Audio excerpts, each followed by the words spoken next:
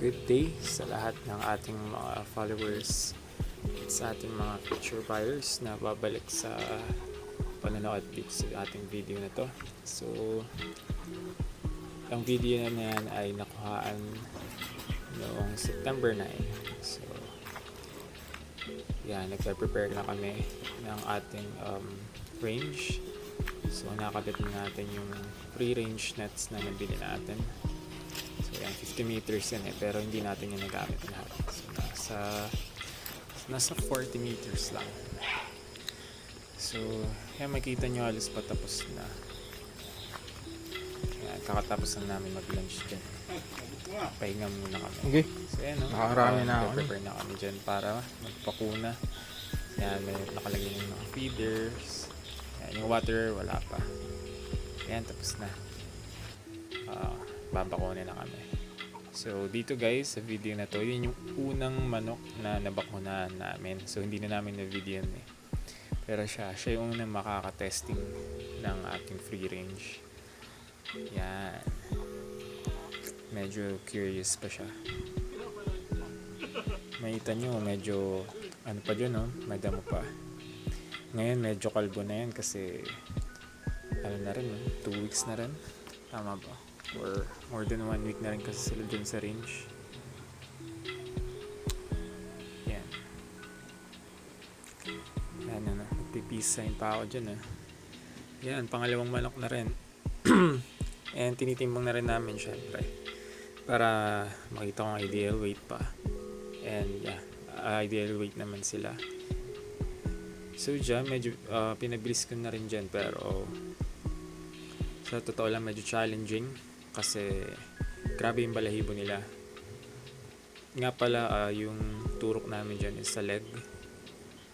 Kasi ang hirap, mas mahirap yung sa intramuscular sa breast. And mas malaking portion yung may inject natin pag sa leg. Iwasan lang natin yung mga arteries.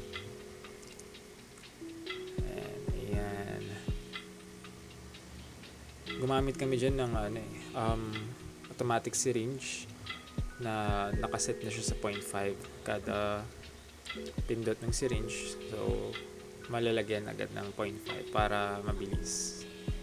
And yun nga, si Kuya yung taga-huli kanina. Ako yung taga-bakuna. So, dito, tapos na natin yung isang kulungan. So, nasa 20 heads. And, pahinga rin muna. And then, continue ulit.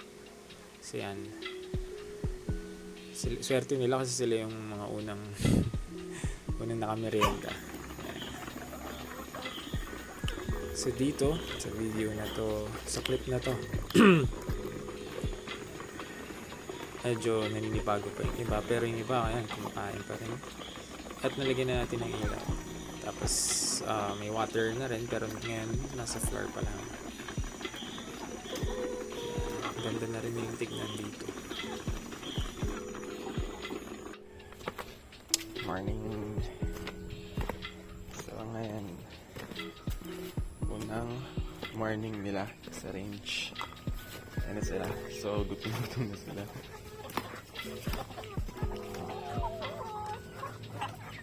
Baka na nila ang kanilang almusal.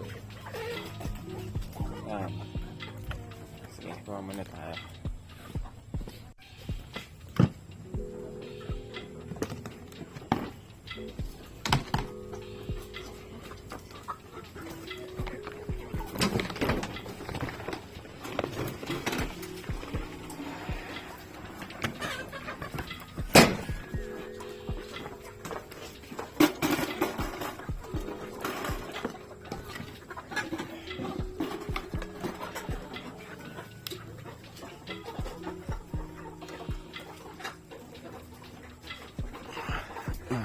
I'm excited.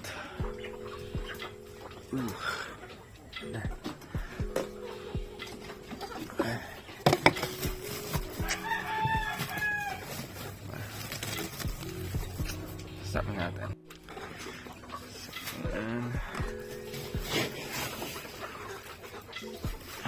May tayo 5 kilograms for today.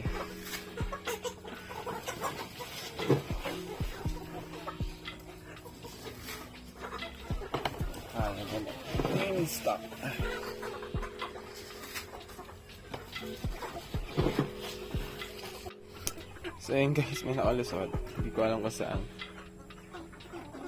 Pero at least nandito lang siya. Balik na natin siya.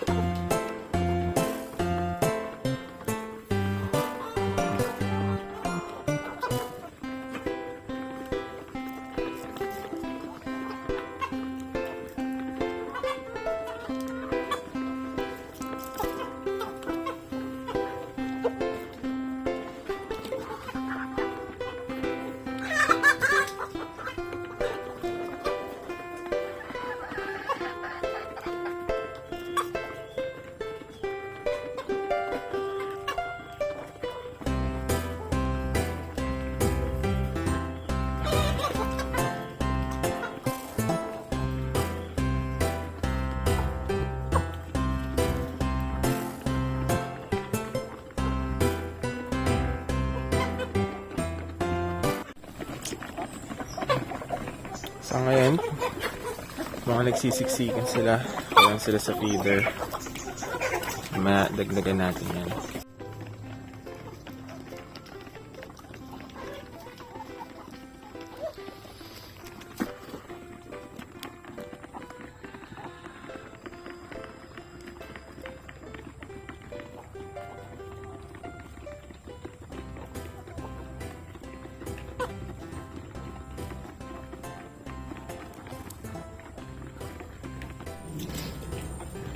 So, yan. Yung dati nilang water, ginamit muna natin. So, wala pa naman tayong mga manok na gagamit yun sa grower. So, yan. Yun na sila. Sinabit natin kasi para hindi madumi yan. Siyempre. Hindi naman yan agad matatapon ngayon kasi hindi na sila kakagulo dito ulit pag nasa loob ng kulungan. Ayan. Parang tapos kumain yung iba.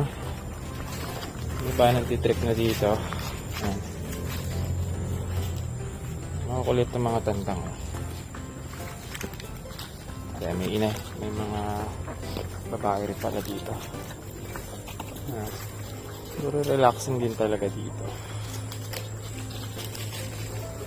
Kasi malilim at madamo dito kasi tinanggal natin ang damo.